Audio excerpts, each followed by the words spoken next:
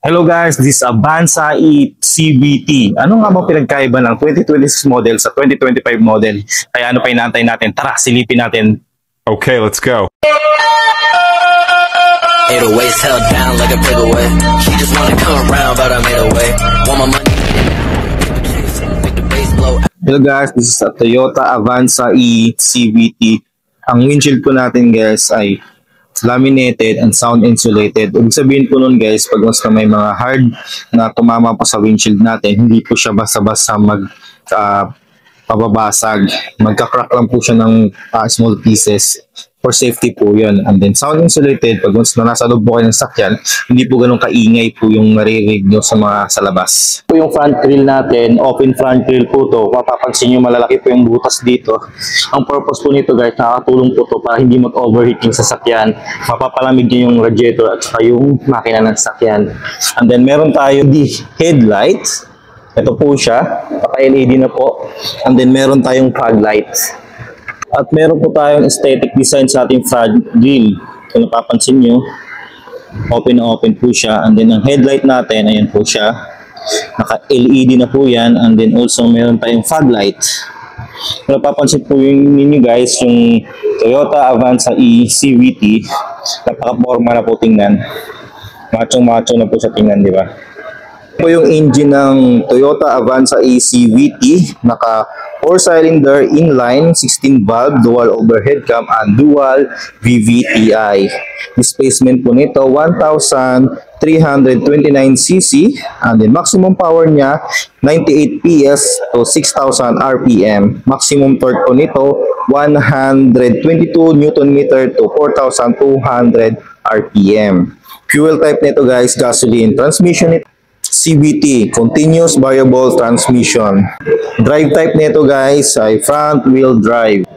Guys, ang tire size po nito 185 by 64 R15. Ang wheel size naman nito 15 alloy. Ayan po siya. And then spare tire po niya po, same po, full size po siya na 15 alloy din po siya. And then also guys, dito sa may side mirror, meron po tayong signal lamp dito sa side mirror. Hindi na po siya nakalagay dito sa may gilid, nandito na po sa side mirror. Ayan po. Signal light natin nasa side mirror na po siya.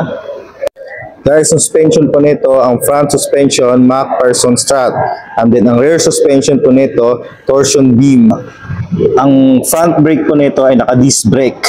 Tapos ang sa likod naman po ay naka-drum brakes.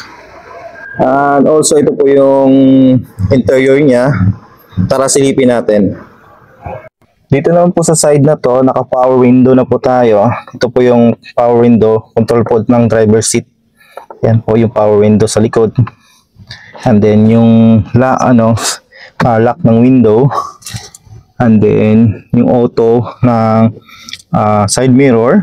And then also ito po makokontrol nyo kung right o left po yung makokontrolin yung side mirror. And dito naman po sa harap, meron tayong 8 inches display auto audio Apple CarPlay. Android Auto na rin po siya. Naka multi-file display na rin po. Para papansin po, yan po yung 8 inches. Tapos guys, ito po yung air condition control natin. Ito po siya naka-digital control. Ito po yung sa fan, control ng fan po. Tapos sa air condition, gusto nyo naka-max o max cool. Ito po yung AC, air condition nyo po.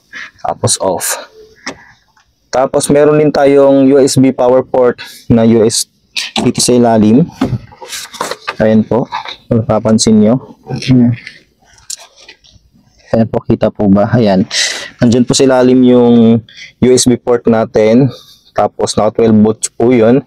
And then cup holder, meron po tayong cup holder side by side. Dito po sa passenger side, meron po siyang cup holder. And also sa drive side, naka-steady na po yung cup holder natin. Yung steering wheel po natin, nandito po yung mode. Ito po yung volume up, volume down. At ito po yung kung gusto nyo magpalit ng mode. Tapos dito po yung answer button natin kung may tatawag, kung nakakunik sa Android Auto yung cellphone nyo. And then also, ito po yung sa light natin. Ito yung sa lamp natin, high beam, and then open lamp, ganun. Dito po siya. And then sa ating wiper, dito po nakokontrol po yun. Gusto nyo buksan yung wiper, kailangan nyo ganun. And then ito po yung meter cluster natin. Dito po natin makikita kung speed natin, gasoline natin, and then RPM natin. Then ano pa bang kulang? At ito po yung 8 inches natin na display. Tapos hazard, aircon, at saka air condition control. Ayan po. Materials natin guys, ito po yung seating materials natin. Naka two-tone fabric po ito, black and brown accent. Ayan po siya. Ang ganda, di ba? Yan po yung two-tone fabric combination by black and brown. Ayun o, ganda, di ba? At kung napapansin nyo, ito po yung naka-automatic po. Parking, reverse, neutral, and then flash at saka negative, and then also dito yung drive. Additional power po ang ito sign na positive at saka negative. Legroom natin sobrang luwag po sa ating harap. Kita nyo naman po, ang luwag-luwag po talaga dito. Yan guys, ito po yung legroom natin, sobrang luwag po talaga. Yan. May gitna po ng driver seat at saka passenger seat. Meron po tayong armrest na pwede po siyang console box po. Ayan po. Pwede po kayo maglagay dyan ng wallet, coins, at saka, or any po mga RFID, mga card po. Handbrake. Ayan po yung handbrake. And then sa baba po ng armrest, meron po tayong charging port dito para sa mga back passenger. Ayan po. Open na po natin yan. Naka 2.1 ampere po yan. Naka USB type. Yan. Ayan po yung charging port natin. Yes, ito po sa third row na to. Foldable po itong third row na to guys. For example, may makakarga po kayo. Ayan po. Bababa nyo lang po siyang ganun. Ayan. Plain na plain po siya. Mas marami po kayo may lalagay dyan ng mga gamit kung mga kargada nyo yung gusto ikarga. Kaya tingnan nyo mabuti guys. Plain na plain po siya. Dito naman sa side ng tools compartment guys. Yan po, naka-organize na po siya. Gusto nyo ilagay dyan. Yan po, naka-organize po siya. Hindi na po pakalat-kalat yung mga tools natin. Tapos, nandito po sa ilalim yung spare tire po natin. Ayan po, spare tire natin. Ito po yung brake light. Connected po siya sa kabilang side. Ayan po.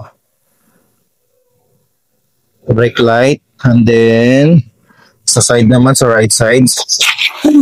Ayan, same na po sila. Then, meron po siyang defogger. Itong mirror na to, meron siyang line. Defogger po yan. And also, meron tayong shark fin antenna po.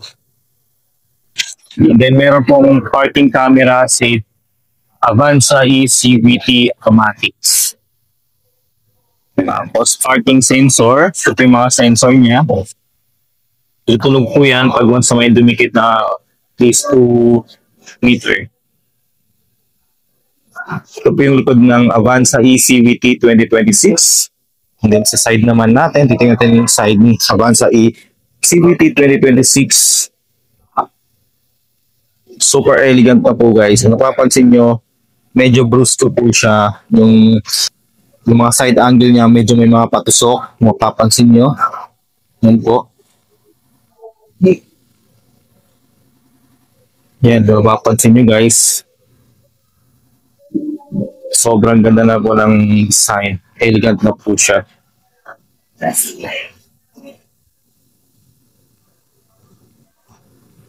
Nakikutan natin si Avanza eCVT. Yan. O, di ba? Tamang-tama pang pamilya. Kaya ito na nga ang tanong guys, kung magkano nga ba si Toyota Avanza E CVT 2026 model.